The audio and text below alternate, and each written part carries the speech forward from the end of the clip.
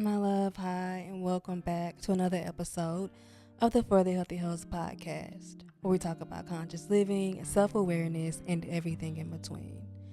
I'm your host, Ree. Thank you for joining me and allowing me to be a part of your journey.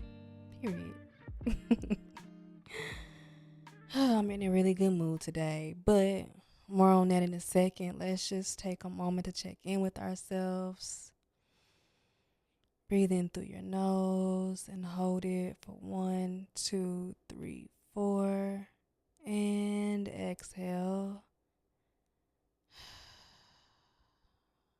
Again, inhale through your nose. Hold it for 1, 2, 3, 4. And exhale. Letting it all go. Grounding yourself in this moment. Checking in with your body, your mind, and your soul in regards to how you are feeling. What is coming up for you in this moment?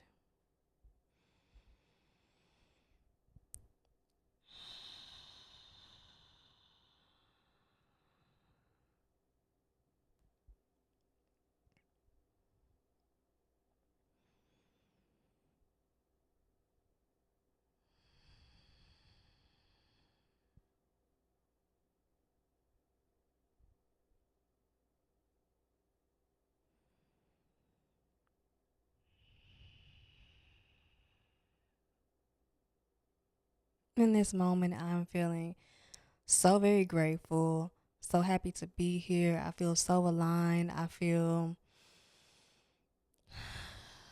to rewind a bit, this week, this month, this year, the whole last year, I've cried so much.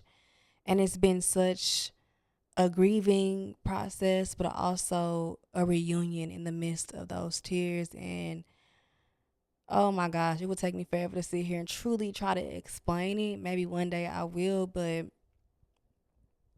it truly feels good to be home, be back to myself, and allowing this process, this transformation to take shape and let it unfold without really attaching to what was or any expectations. That's the only way I can explain it. It's a really blissful, peaceful space to finally be in. I want to say fighting, but I've been loving so hard to get here. And I'm finally here, and I'm just happy to exist. Okay?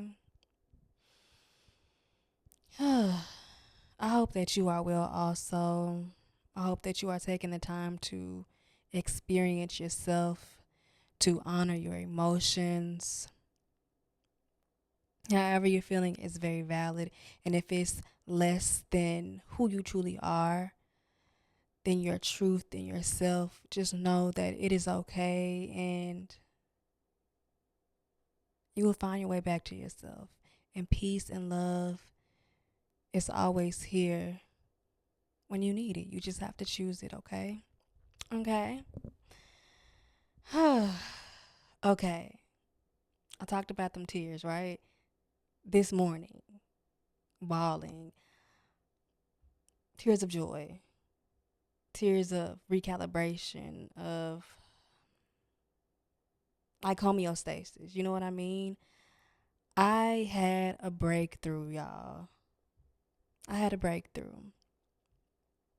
And that breakthrough is it's going to sound really small, but also really big. It's been unfolding the entire time. Everything has been unfolding for my highest good, for your highest good. Everything has been working out amongst all the doubts, all the fear, all the what ifs, all the pessimistic thoughts and visions that invaded my being. It all worked out. It is all working out. Okay? I want to tell you a story. I want to tell you a story. That sounds corny and funny, but I really do want to tell you a story that ultimately feels like my life story, but it's really deeper than that. It's like the story of my soul, the story of my spirit. I'm gonna start off by saying that I've always had this pull, right, to connect, to heal myself, heal humanity, create safe spaces with my voice, with my words, with my frequencies, with my energy, with my being. Like I've always had that pull. Now, I didn't know that that was ultimately the pull. Like it was always disguised as different things. And for the longest, it was disguised as being a singer. Like I just had this undeniable, like no doubt about it, I was going to be a singer. And this is really, what I'm about to tell you is really significant. And I wasn't sure if I was going to share it because it's so close to my heart and my soul. Right before my grandmother passed away, and for those who don't know, like my grandmother, that's my mama, okay? That's my twin flame. That was, I feel like, my soulmate. She was literally on her deathbed. And I remember before I went to see her, this is like, I can't remember, it's kind of blurry, but it was either the day that she passed, the day that she transitioned, or the day before, but like it was really close to that time. And I remember before I went to see her, I had this like little MP3 player, and I would always record myself singing on there, like little melodies, little frequencies, like stuff that I had written, like, or even spoken word and poetry. And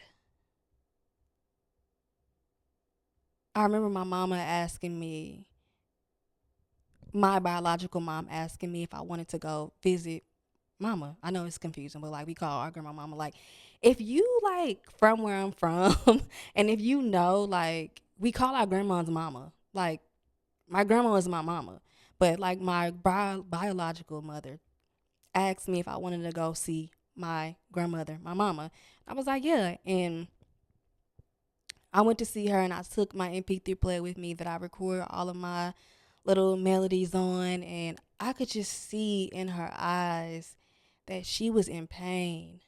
She was in so much pain. And I remember asking her, Mama, do you want to listen to me? Like, y'all, I'm 14 at this time, maybe 13, 14. And I'm like, do you want to listen to me sing? You want to listen to what I recorded on my MP3 player? And MP3 player is so, it's such a relic. Like, it's so nostalgic, like just saying it out loud. But she was like, yeah. And I remember her putting the earbuds in her ear, and she called me Chantel. She was like, Chantel, this is so good. And I know, like, you're supposed to tell your kids good things, like, right? You're supposed to tell them things that they sound good and, like, you know what I mean? But I couldn't shake this feeling that then and now that she actually meant it. I could see the ease come into her body.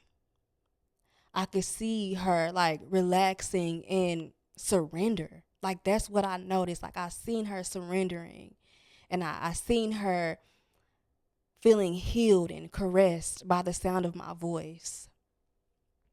And that healed something in me. It ignited something in me.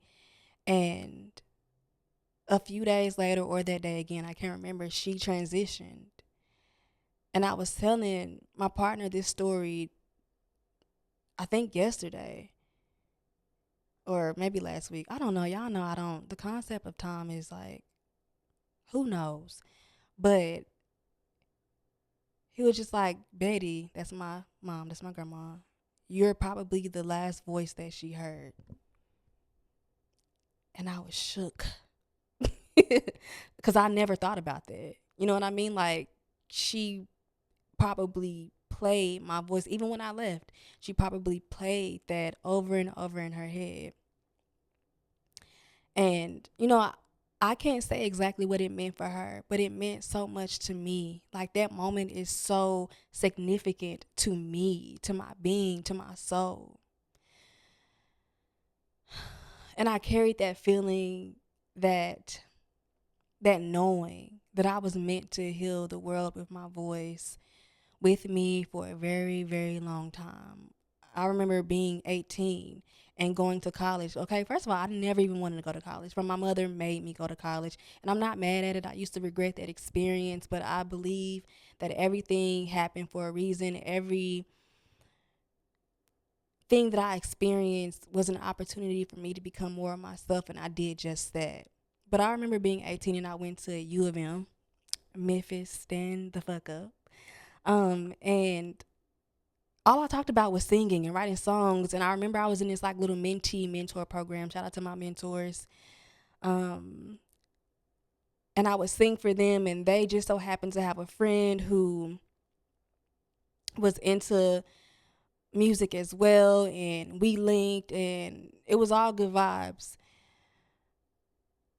But somewhere along the line, and I thought about this today, I was just like, that specific dream, right, of being a singer, I let it go. I detached myself from it. Some might say I gave up on it. And I was trying to really figure out, and I haven't even thought about this until this moment, y'all. This was over 10 years ago. When did I give up, quote unquote, give up on that dream? And it was somewhere between the point of transferring to a different school in Arkansas and me getting pregnant. Somewhere in between those lines is where I kind of like, I guess, disconnected myself from that desire, that purpose, that mission for whatever reason. And truth be told, like, I was just trying to get a hold of my life. I was trying to figure it out. I was trying to find stability and safeness. And through that quest of safeness and stability, I was looking for a spark. I was looking for a spark, and I found that spark, that satisfaction, that fulfillment in other ways. I found it through like friendship and connection, and through joining a sorority, through family, through my child, through my love, and also like YouTube. I started YouTube really in 2015. That's when I started, like, before people knew who I was. Like, I was vlogging and doing YouTube and like creating these makeup videos, because that was really big back then. Like, I had a makeup guru era, a fashion era, and I was just really happy to express. I was really happy to be connecting and expressing and creating again. Like, I found myself again through filming myself, through talking to myself through a camera, through editing, through finding the right angle, through finding the best lighting. I found me again. And then I decided, I had not even decided. A lot of the things that I'm saying, especially when it comes to like creativity and expression, it wasn't like a decision. It was a calling. It was a pull, and it wouldn't stop. It wouldn't be quiet until I did it. Like, that's how a lot of things in my life end up working out. Like, they're callings, they're whispers that are very fucking loud, actually. So I was called to have conversations on a podcast. I did a lot of things in my life. I don't know why. I can't really figure out why I want to do this thing until I do it. And like, the answers unravel, they reveal themselves through the process. And in that process of conversation, I found myself. I reconnected myself. And then I said, you know what? I think I want to create meditations. Literally not thinking about 18-year-old Ree. Not thinking about her dream and desire to heal the world through her voice, to connect with humanity through her voice, through her words. I literally forgot about her too today. I'm not even kidding you. I forgot about her, or at least I forgot about her. But yeah, I was like, I want to create meditations. I want to create mantras. I want to create melodies and frequencies and hymns to heal the world, to heal myself. And that's when a breakthrough hit. The whole fucking point of this was to reconnect back to 18-year-old Ree. When I didn't think it was unfolding, when I thought I forgot about me, when I thought I forgot about that desire, that pull, it was unfolding the entire fucking time. It was happening the entire time, because the thing is, I still had that intention. That intention never left me. Intentions are like lights, like a candle. You know what I mean? Inside you, that fire burning, it never left me, even though I consciously was not thinking about it.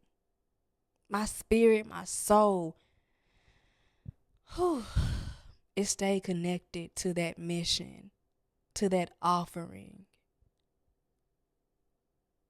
And here we are. Once I realized that through like my journal session this morning, I started bawling, like I started crying, because I have to be honest. At some point, doom invaded my body and it invaded my being. And ironically, I didn't know that doom was there. I didn't know it existed consciously until today, until I had that breakthrough, until I realized, damn, I really met myself. I held my 18-year-old self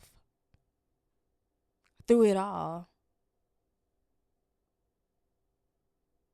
I realized there was this unfortunate, unspoken understanding within me, and it was doom, avoiding the unavoidable. I unconsciously had this feeling that it was not working out because the path was different than what I expected it to be. I'm here with you now, but I'm still in so many ways my 18-year-old self. And it has some beautiful parts and some ugly parts, because the 18-year-old me, she wanted things like to work out exactly how she thought they were going to work out, exactly how she wrote them. But the thing is, like, yeah, things can and will work out how you want them to. Things can and will unfold for you how you want them to. But you have to be flexible with the path. You have to be flexible with the outcome. You have to be unattached to the outcome. But because I wasn't, that doom took over me. And yes, I was still doing the things. Yes, because that's the being that I am. That's how I was raised. That is something that was embedded in me, like to keep going, keep working. And I mean, and sometimes that's a curse when you don't allow yourself the ability to sit down and be still and hear yourself, which I do. There's balance. But through that doubt, through that doom, I continued to work. I continued to move. I continued to do whatever it was that I was doing, whatever it was that I was working through. I continued to do it. It felt so fake. And I'm wondering, is faking and hoping, I know people love hope, but I don't know. I feel such a disconnect from the word hope. Hope is not my path. Belief and trusting and knowing and a feeling and something is my path. It has always been my path. But I'm wondering if that is a part of the process of trusting, of believing. I say it is, because it led me here. The issue that I was having is that I'm such a feelings girl. Like, my feelings, my personal feelings are also very big, but what I feel is also very big. And the lines between imagined and real often blur for me. And it has its good and bad aspects to that. Like, there are certain things that very real things that happened in my life, and I question if they actually happened. I don't have a term for what that is. I don't know what to call that, but I experienced that. But there are also things that I imagined, beautiful and ugly, and you can't tell me that shit didn't happen. You can't tell me that shit was not my real life. So what I'm really saying is that feelings are so strong. Like thought and feeling are such a powerful thing together. Feeling is so much louder than words. Energy is so much louder than words. And because me being the feeling being that I am, no matter how I kept moving, no matter how much I kept going, that feeling of what I now know to be doomed, literally as of 3 hours ago, what I now know to be doomed was so loud. No matter how much I moved, no matter where I moved, no matter what I did, and it scarred me. It scarred the relationship with myself. It scarred the relationship with Source. The thing about a thought and feelings, no matter how hard you work to run from it, you're going to come face to face with it. And that's what happened to me. Like, that feeling was so deep rooted because of, I don't even know, like, I'm still working through it. I don't know where it came from. I don't know why it was there. But I was feeling it unconsciously, subconsciously somewhere. And it finally came to the surface. I've been meditating like crazy. I've been immersing myself in myself like crazy. And even when I go further back to about 5 years ago, I was like, I said this to myself. I wonder when was the first time that I actually began to speak with intention to myself, speak with purpose to myself. And it was 2018. I said 5 years ago, but that was 7 years ago. It was 2018 is when I started to actually speak with intention, with purpose to myself. I started to affirm myself and just script and come up with these mantras. Everything is working out for me. Everything is working out for me. Mind you, in 2018, I am not aware of this feeling of doom. But it's just so crazy how your spirit, how your soul, how your body feels things that your mind cannot feel and does not recognize and does not realize. My body, my spirit was healing me before I even knew what was up. And I thank my body for that. I thank source energy for that. I thank my spirit for that, for always knowing, always whispering to me, always being a guide, being a light, being a resource for me. Oh, I'm so grateful. I'm so blessed. Thank you, God. Thank you, Source. What I've come to realize is that doom is an illusion. It is as real as you say it is or isn't. And the thing is, this is me talking to me. If you can craft, like if you can just craft a world, period, because we all can, we all have that ability. We don't realize it. A lot of our autonomy has been ripped from us for whatever reason, a various amount of reasons that I'm not even gonna get into today. But if, and you do, have the power to craft, to create a world internally, why not choose something that's good for you? Why not choose something that is going to fuel you?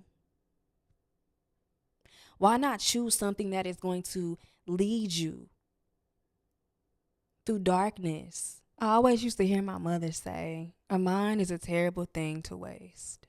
And I agree, but not in the way that she meant it. A mind is a terrible thing to waste. And when you fill it with bad juju, negativity, the worst case scenario, and doom, you're wasting it. That's the waste. When you have the opportunity to fill it with all beautiful things because you were made from a beautiful infinite, limitless source. I know sometimes the path of doom seems like the only path when your route seems so muddy, so messy. But let me tell you something, the mud, the mess, the detours are an unavoidable part of the journey.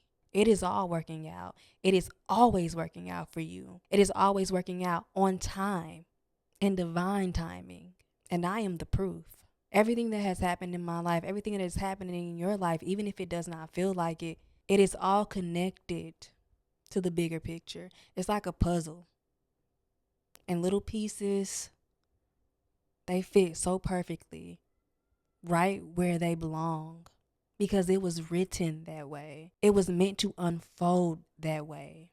So, my love, in the depths of darkness, please understand that you can choose beauty. You can choose love. You can choose trust. It is in you. And I pray that no matter how deep you have to dig to pull that trust, that knowing, that belief to the surface, no matter how hard you have to work, because trust me, it's hard work, but it's worth it. I pray that you understand that it is all unfolding for you. It is all working out for you. What is for you, no one can take from you. That calling, that pull, that feeling that you have so deeply rooted in your soul, no one can take that from you because it is you. No matter what the path looks like, no matter how foreign it looks, no matter how unfamiliar it looks, no matter if it's not in alignment with your expectations, just know that it is unfolding exactly as it should. And next time you find yourself saying, what if it doesn't work out? When you find yourself being fearful, but yet brave enough to do the thing, and in midst of the thing that you're doing, you feel doom and doubt, and you wonder, what if this doesn't work out? What if this is for nothing?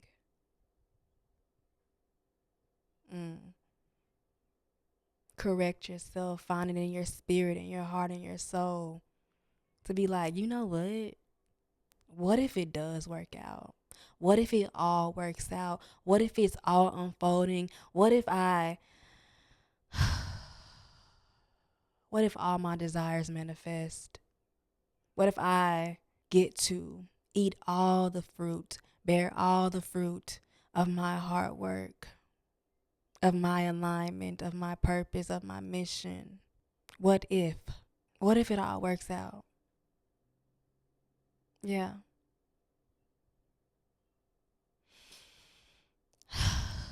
Because it is. It's all unfolding. Keep pulling, keep working, because we're here working together, finding ourselves, reuniting with ourselves together. I believe in you. I believe in you so much. With that being said, I appreciate you for being here, for allowing me to be a part of your journey, and simultaneously allowing me to just be myself. That's big love, and it never goes unnoticed. I love you so, so, so much. And I'm sending you so much peace, so much love, so much abundance, and everything you need in this moment. I'll talk to you next time. Bye. Mwah.